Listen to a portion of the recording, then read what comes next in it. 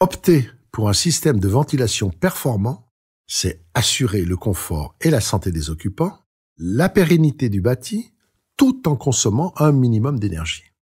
Voyons comment un système de VMC double flux parvient à cet objectif. Comme tous les systèmes de ventilation centralisés, la VMC double flux extrait l'air vicié de l'habitation et le renouvelle par de l'air neuf. Mais la particularité essentielle d'un système double flux, c'est de faire pénétrer l'air neuf à une température très proche de la température intérieure. Cela est source d'économie d'énergie en été comme en hiver, mais améliore aussi grandement le confort car la température des pièces est bien plus uniforme. Les systèmes simple flux font inévitablement entrer l'air neuf directement depuis l'extérieur. Cela provoque systématiquement un déséquilibre de température dans l'habitation et par conséquent une consommation de chauffage ou de climatisation. Au contraire, les systèmes dits double flux utilisent la chaleur de l'air extrait pour tempérer l'air neuf. La VMC double flux contrôle donc un flux d'air neuf insufflé et un flux d'air vicié extrait, d'où son appellation de double flux. L'installation est un peu plus complexe qu'un système simple flux, mais bien plus économe à l'utilisation. Aujourd'hui, la VMC double flux est le système de ventilation le plus adapté aux bâtiments à basse consommation, dit BBC. Voyons ensemble la circulation de l'air dans l'habitation, puis les caractéristiques principales du caisson double flux. Une installation double flux est composée de deux réseaux de gaines. Un réseau pour le flux d'insufflation et un autre réseau pour le flux d'extraction. Ces deux flux se croisent dans le caisson de ventilation. Rappelons que l'air vicié est toujours extrait depuis les pièces dites techniques, comme la cuisine, la salle de bain, les toilettes. Cela permet d'éviter que les nuisances émises dans l'air de ces pièces ne se répandent dans toute l'habitation. Le flux d'extraction part donc de chaque pièce technique. Par opposition, le flux d'insufflation alimente en air neuf les pièces dites de vie, comme les chambres, le séjour. Le flux d'insufflation est composé d'air neuf, alors que le flux d'extraction est composé d'air vicié, c'est-à-dire chargé de vapeur d'eau, d'odeur et de gaz carbonique, et de tous les autres polluants de l'air intérieur. Le réseau d'insufflation prend l'air neuf à l'extérieur, par une grille généralement située sur un mur. Il est connecté ensuite à la VMC, qui tempère cet air neuf dans sa partie échangeur. Le flux est ensuite dirigé vers un plénum d'insufflation. Ce plénum répartit équitablement les conduits vers chacune des pièces de vie. Le réseau d'extraction part de chacune des pièces techniques et se réunit en un seul flux au niveau du plénum d'extraction. Le diamètre du conduit de la cuisine, 125 mm, est toujours supérieur au diamètre des autres conduits, 80 mm, pour assurer le débit de pointe au moment de la préparation des repas par exemple. Ce réseau d'extraction rejoint ensuite la VMC double flux. Dans l'échangeur de la VMC, ce flux à la température de l'habitation va transmettre sa chaleur au flux d'air neuf.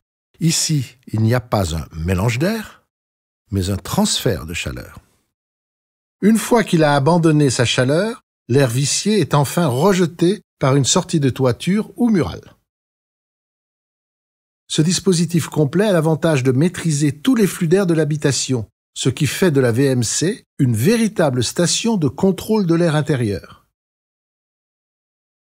Puisque tout l'air insufflé est centralisé en un seul flux, il devient possible de le filtrer, ce qui garantit une santé accrue des occupants, particulièrement s'ils sont asthmatiques, allergiques ou sensibles à la pollution extérieure. Placer le caisson double flux dans une pièce de service, plutôt que dans les combles, facilite l'accès aux filtres, pour leur entretien et donc leur efficacité. Avant même de regarder de près le caisson, notons que le bon fonctionnement de l'installation dépend de plusieurs critères. Le choix de l'emplacement de chaque plénum est déterminant pour limiter les longueurs de gaine et les accidents de parcours. En effet, les branches qui partent du plénum doivent être le plus équilibrées possible, c'est-à-dire de longueur le plus égale possible et avec un minimum d'accidents de parcours. Chaque élément générant des pertes de charge comme les coudes et les rétrécissements, freinent la propagation du flux. La recherche du parcours le plus court réduit la longueur de gaine à installer, mais réduit aussi la consommation électrique du ventilateur qui équipe le caisson. L'isolation des gaines est indispensable pour obtenir les meilleures performances d'une part et éviter les condensations éventuelles d'autre part. Le flux d'air vicié qui entre dans la VMC doit apporter un maximum de chaleur, donc l'intégralité du parcours doit être isolée. Si le plénum d'extraction n'est pas un plénum isolé, alors il faudra l'isoler. L'air neuf mis à la température dans le caisson double flux ne doit pas être refroidi le long de son parcours. L'isolation de l'intégralité du parcours est donc requise. Enfin, la bonne étanchéité à l'air du bâtiment est essentielle pour assurer que le contrôle de l'air par la VMC ne soit pas perturbé par des entrées d'air parasites. Dans la configuration double flux, aucune prise d'air extérieure n'est ménagée dans les menuiseries. Et c'est la meilleure étanchéité qui doit être recherchée. Un bon indice de perméabilité mesuré par un test d'infiltrométrie est une des conditions à respecter pour optimiser le fonctionnement du système. Le système double flux s'adapte au fil des saisons. En hiver, la fonction de l'échangeur permet de limiter considérablement les besoins de chauffage liés à la ventilation. En été, la journée, l'air neuf est rafraîchi dans l'échangeur. La nuit, lorsque la température extérieure chute, l'air neuf entre directement sans récupérer la chaleur de l'air intérieur extrait. Ce processus de bypass automatique est aussi plus ou moins utilisé en mi-saison en fonction des écarts de température entre l'air extérieur et l'air intérieur.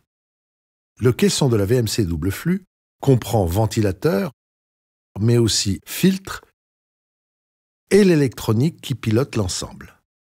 C'est principalement l'efficacité de l'échangeur qui caractérise une VMC double flux. La VMC IDEO est équipée d'un échangeur atteignant 92% d'efficacité. C'est-à-dire que 92% de la différence entre la température extérieure et intérieure est restituée. Le recours à des modèles avec échangeur à 60% est certes moins onéreux, mais fait chuter les performances de l'ensemble du système. Le caisson IDEO est équipé de 2 filtres en insufflation, aptes à filtrer successivement différentes tailles de particules. Le caisson est aussi équipé d'un filtre en extraction pour protéger l'échangeur et éviter son encrassement. La télécommande radio permet de garder un contrôle visuel permanent à portée de main sur l'ensemble de l'installation, de la programmation et sur l'état des filtres, des piles, du bypass. Notons aussi qu'un même modèle de bouche tunnel-vent peut se transformer indifféremment en bouche d'insufflation ou en bouche d'extraction, ce qui simplifie l'approvisionnement du chantier. La ventilation double flux est la solution adaptée aux habitations qui visent un haut niveau de performance énergétique.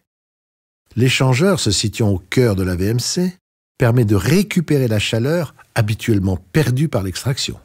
La réussite d'une installation réside autant dans la bonne mise en œuvre du réseau de gaine isolé que dans le choix d'un caisson équipé d'un échangeur à très haute efficacité. La VMC double flux réduit considérablement les consommations liées à la ventilation. Elle apporte des avancées concrètes en termes de confort et de santé, tant des occupants que des bâtiments.